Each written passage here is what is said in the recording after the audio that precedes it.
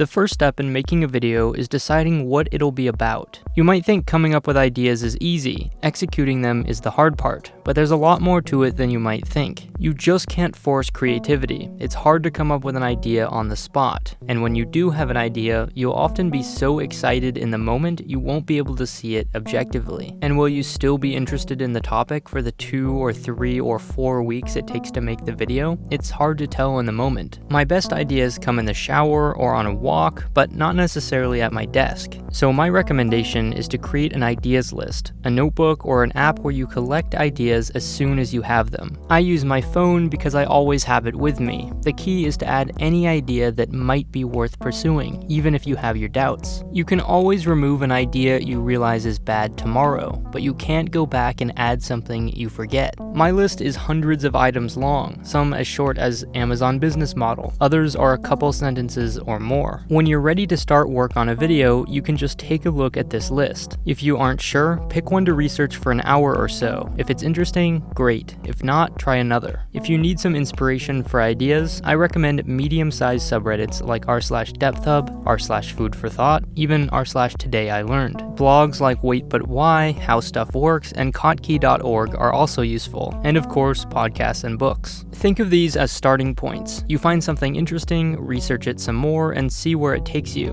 But what actually makes a topic good? First of all, it should be somewhere between so obvious it doesn't deserve a video and so complicated it deserves a book. This can be hard because you probably want to make videos about what you already know about, which means you don't really have realistic expectations of how much the average person knows. So ask your friends what they know and use that as a reference point. You also want to make sure you understand what the video is truly about. My debate coach in high school would say, if you can't summarize your argument in a 140-character tweet, you don't really understand it yet. Being able to explain something in very simple terms without losing its meaning is a good sign you know enough to actually make a video about it. But just because an idea is good doesn't make it good for video. It needs to be represented visually. If your topic is more abstract, try to find a visual analogy, like a pyramid to show hierarchy or characters to represent ideas. And finally, can the topic be presented in a way that many people would find interesting? A while back, I wanted to talk about how companies battle to control the underlying technology of a device, but that sounds pretty boring, so I packaged it into a video about the search engine Bing, and then shifted into the broader point. So be creative about finding a balance between what you're interested in and what other people are. Again, it takes practice, but this should give you a good start.